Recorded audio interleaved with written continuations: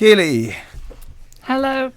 great to have you here. Thank you. Right, so we're going to have a little chat about your new single, which is called Last Words. Yes. You dropped it last Friday. Tell us a bit about that. Okay, well, it's our debut single. It is the first song to emerge from a very lengthy recording process. I've been recording an album over the last 16 to 18 months, very painstakingly piecing it together, and it's coming to a conclusion. This is the first song to be released from it. I think it's a real mission statement, a real kind of a statement of intent in terms of what we're about as a band, and also the unique concept behind the band and behind the album to come and behind the single and all of the singles and the live set and everything. It's all kind of interrelated. Nice, yeah. So listen, how did it come about, like, in terms of like artwork, video, recording process, the whole lot? Because I know that you've been together quite a while as a band, and this is something that you had prior to the band, so you brought it to them, right? Yeah, well, what happened was I formed this band. We formed only in January of this year. I had been looking to try and put together a band since the demise of my last band, Session Mods, and I met a bunch of people. I'd put ads online and met a bunch of people, and it fell together very naturally. I met Martin, and I knew within 10 seconds of meeting him that he was the right person to be in a band with. I got into his car, and I found the very first thing I found, he was kind enough to offer me a lift, which obviously was very sweet. And I got into his car, and I in his glove box I saw a copy of Blind by the Sundays. It's my favourite album by the Sundays, and a copy of Hatful of Hollow by the Smiths, and instantly I was like, I'm in the right car. And then within like a minute of talking with him, I realised that he'd lived in Munich, and he'd lived in Germany. And then I asked him, what part of Germany? Thinking to myself, I hope it's Munich.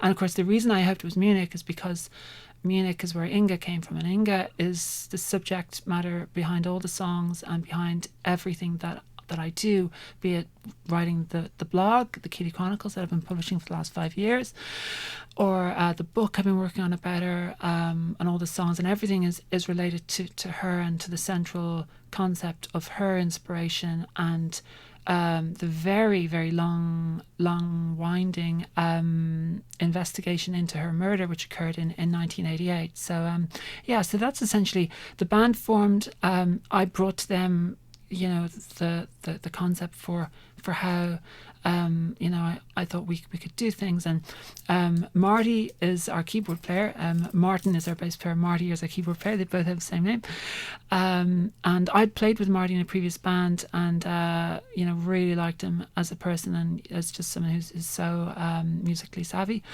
and I knew that he and the other Martin would click musically. And then we needed a drummer. We were contacted by Babylon Radio to do a gig in the underground, and we needed a drummer. And Pete the Beat, Peter Duff, our drummer, just got in touch with us 3 weeks before the show. And again, we jammed for 3 weeks, and we hit the stage. So the band came together very naturally, very very organically, and we've just been building our sound and developing our kind of interpersonal combination of elements over the course of this year. And while we've been doing that, I've been finishing off the album and the single and the artwork and the video. There's so many facets to it. Anyone who's in a band will know this, that there's so much more than just playing music nowadays. You've kind of almost got to be your own kind of label, essentially. You've just got to have a handle on so many things, from promo to artwork to videos to all facets of music making. Yeah. All right, well, look, we'll give the single a play here. This is Last Words, so this is the first official single release from Keeley, which is which is out now and available on Bandcamp. Yeah, and it's available only on Bandcamp. I kind of took a stand against them, man, because like Spotify and the other digital outlets are a joke. They pay no royalties to artists. I was in a band previously who had like several radio hits, and Spotify did a deal with Starbucks for one of our songs. And every time I go into Starbucks, I hear it, and I'm like, and I'm paying like for an overpriced coffee. I'm thinking, I should definitely be getting some kind of a discount on this, because they've never paid us a cent. But that's the nature of the corporate bully boy beast. So I thought, releasing this single was a chance for us to do things our way and to do things the right way. And I think Bandcamp, it's the one outlet that really offer a very fair royalty rate to artists. So I kind of wanted to make it available exclusively through Bandcamp to respect that. So it's up on Bandcamp, and how do I say? And the video is on YouTube. But yeah, it's out now. It's our first single. It's called Last Words. And and thank you for your support for playing, because you actually played the song that's turned out to be the B-side, the live version of Days and Days. You played it, I know, on last week's show. And I have Last Words in the playlist for this week, but we'll get to that again. Nice one. Anyway, this is what it sounds like first.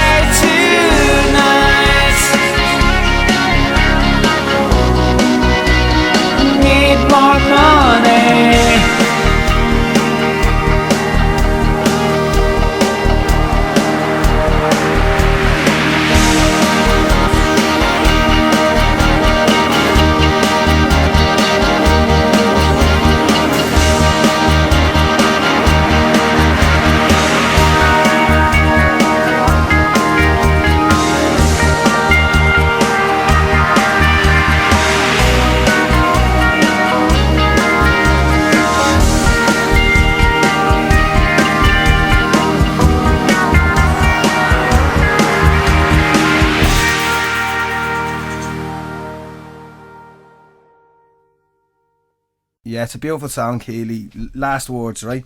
There's a really unique kind of concept behind the whole, well, all the songs and behind the band in general.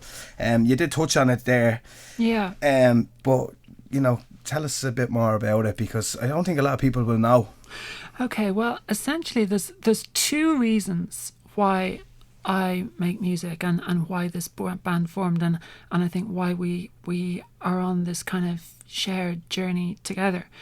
And those two reasons are, one, in order to, and this is kind of our motto, it's like our kind of our maxim is bliss out, because you know we're living obviously in very stressful and kind of uncertain, incredibly uncertain times, probably never more so in civilization.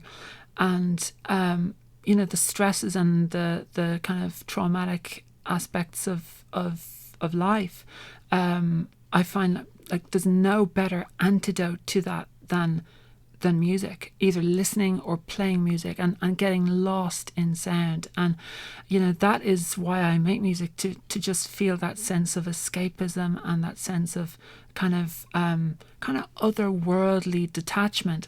So that's the first kind of, was the reason why we play, and why playing live especially is so important to us, because you know, I can't speak for my bandmates, they're not here, so I'll just speak for my own kind of reasons, but it's just to lose myself, to swim in our sound. And we have a very atmospheric sound, a very kind of dreamy, you know, kind of blissed out sound. So that's the thing. And how that ties in with the overall concept behind the band, which is all about Inga, is that Inga Maria Hauser is the name of a German student, backpacker and artist and musician who was murdered in 1988 in Northern Ireland. And her case is unique for it being the only instance of a sexually motivated murder of a tourist in Northern Ireland ever. There have been quite a few instances in the south of tourists falling prey to a sexual predator. Either you have the case of Andy Marke, you have the case of Manuela Rieda, you have the case of Bettina Poschel. These are, you know, people who came from abroad, visited Ireland and had a, you know, horrendous encounter with someone murderous. And in Inga's case, she's the only, it's the only case of its kind. So it's unique for those reasons, and also for the very strange and mysterious aspects of the case, which are too many really to kind of go into here. If anyone would like to check out my blog, I've been publishing a blog all about the case and all about Inga as a person for the last 5 years. It's called the Keeley Chronicles, and it's online. If anyone wants to check out, just put the Keeley Chronicles into a search engine and you get it, or put the name Inga Maria Hauser in. It's one of the first entries for her name. But the thing is, you know, obviously being a songwriter and being an artist as I am, in addition to the investigative aspects of what I've been doing for the last 5 years in terms of campaigning publicly in Northern Ireland and, you know, travelling all over Northern Ireland and Scotland, kind of working on Inga's case and working with kind of, you know, the police and the PSNI and prominent politicians in Northern Ireland to try and advance the awareness around Inga's case, and also to advance the investigation as much as possible, or certainly to assist it in various ways. But as an artist, as a musician, I've also felt so inspired by her as a person, in terms of her journey through life, in terms of the poignancy of what happened to her and how it happened and the circumstances around it. And I think the thing that's probably intrigued me and moved me more than anything, and the thing that has for the past 5 years is just kind of engulfed me with its flame, it's just this trip through the UK that she went on. As you know, she was 18 years of age. She'd never been away from home on her own before, and it was during her midterm break from school. And she went on this backpacking trip through from Germany over through Holland and over to England, through England all the way through Scotland, and then over to Northern Ireland. She would have come down to Dublin. She was actually set to go to Dunleary, which is very close to where I live, the very next day. But of course, she was murdered on the night she arrived. But that last week of her life, that week preceding her murder, she was the happiest she'd ever been in her life, and she had been sending letters and postcards home to her family and friends, and just regaling them with her joy and excitement and wonder at all of these things that she was experiencing and encountering.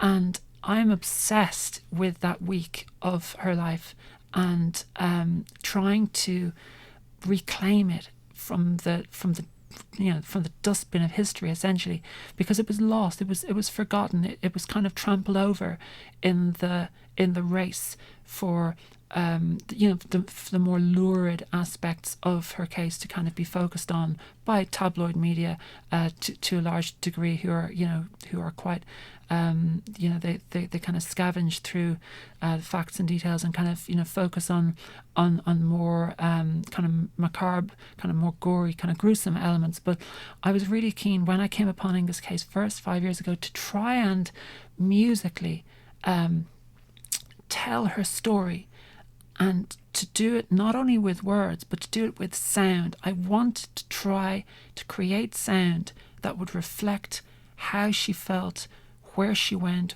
what she was, particularly during that week in April 1988 that I'm just totally entranced by. So that is really the kind of the core of all of our music and all of the songs, and this first single, Last Words. Yeah. So this whole album that you're currently working on, I know you have a lot of it recorded already, and it's due for release sometime in the future. We'll be looking forward to hearing it. But the whole album, am I right in saying that it's based on that week?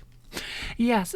Well, the bulk of it is based on that last week of Inga's life, but there are other elements of Inga's past, her childhood growing up, and there's a lot about the investigation that comes into the album as well. So essentially it's Inga's life story put to music and words, and it's the arc of it is very much in a storyline. So the songs are in a very specific order because they tell a story, and even in terms of the live set, we've kind of constructed our live set in that way as well. So what we're doing, it's not like any other band really. It's there's no other artist that I'm aware of in the world who has actually made an album dedicated to the life and death of a murder victim, and especially then there's the real life element in terms of my involvement with the case over the last 5 years, when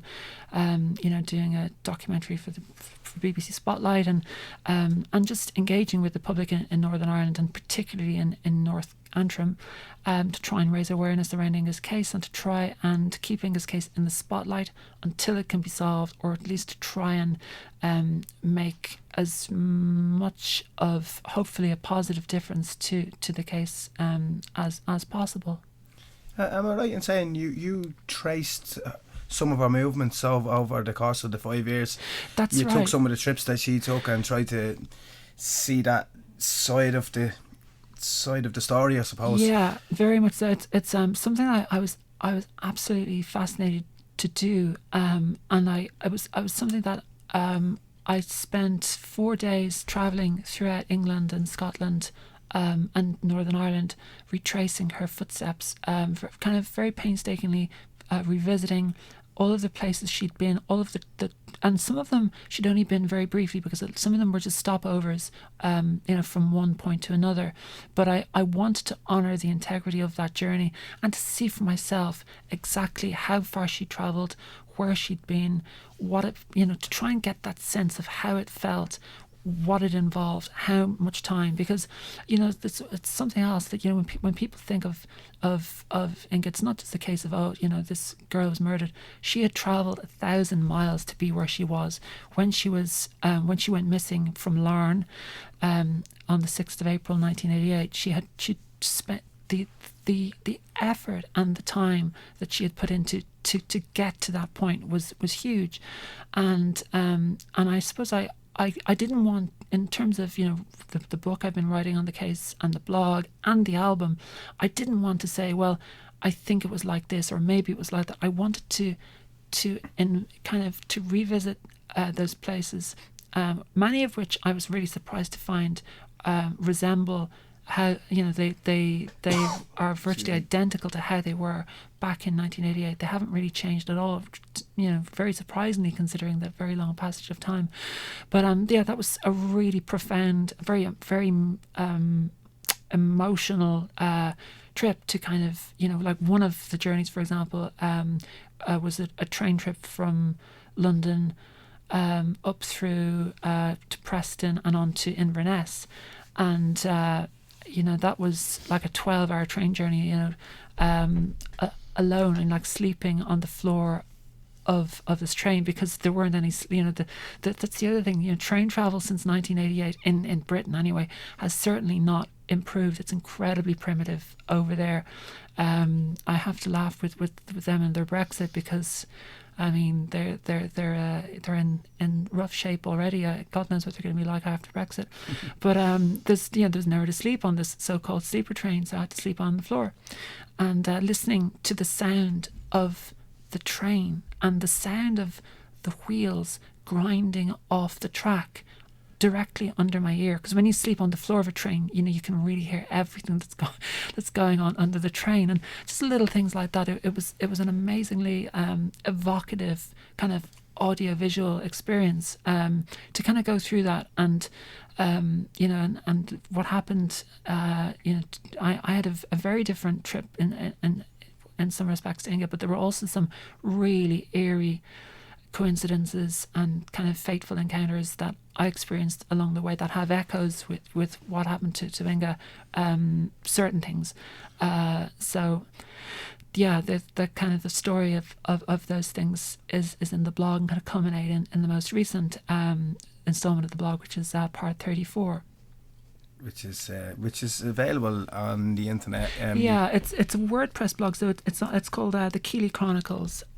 So yeah, it's there online. And it's a really fascinating story if you have the time to actually look into it. It's actually quite a fascinating story, and I've kind of I wouldn't say I've really studied it, but I've dipped in and dipped out of it at times. I've read a few parts of it. I can see how easy it'd be to get suckered in. I know a lot of people are into the Netflix. These kind of crime documentaries seem to be the flavour of the month at the moment, and I think this is maybe a written equivalent. That's to that. If reading is your thing rather than watching, because I prefer personally, I'm not really a telly person, so sure. I think I'd get drawn more into the words than into the into that. But it's definitely one worth having a look at if you're into that type of thing. Thank you. The thing as well in terms of the blog, it's also, I think, music lovers and kind of fans of music would kind of appreciate it too, because something that I've done is to kind of build a musical library. A lot of songs from the period from 1988, but other songs that had just either reminded me of Inga, reminded me of aspects of the case. And so there's a playlist of about 120 songs up there to kind of accompany the reading of the blog. So it's not just purely, say, like a written thing. Obviously there's a large amount of written material, but it's also photos and interviews and various archive material and songs. So it's kind of like a world within a world, and then the album and the single and the live set are almost like associated worlds to kind of almost lose yourself in. It's a very kind of immersive kind of project overall. Yeah, definitely one worth checking out. Thank you. But we're gonna play out with your song. It was which you decided to put out was the B-side. Yeah, which is called Days in a Daze. Days in a Daze. This is actually the first track that features the whole band on it, and we recorded it live for our recent show, our online show for Time Tunnel, which I know is a group that you've been very much involved in, and founded, and I think or co-founded, and I think Days in a Daze, it's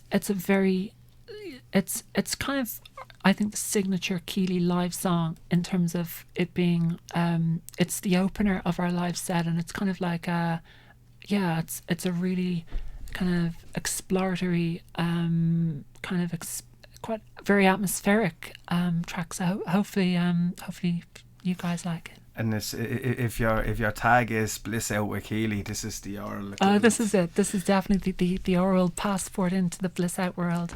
Keeley, thanks for joining me. I'm going to leave it with this song. This is Days and the Days, which is available on YouTube and as the B-side of your single, which is currently doing its thing on Bandcamp. That's right. Thank you. Always. Keeley is a band.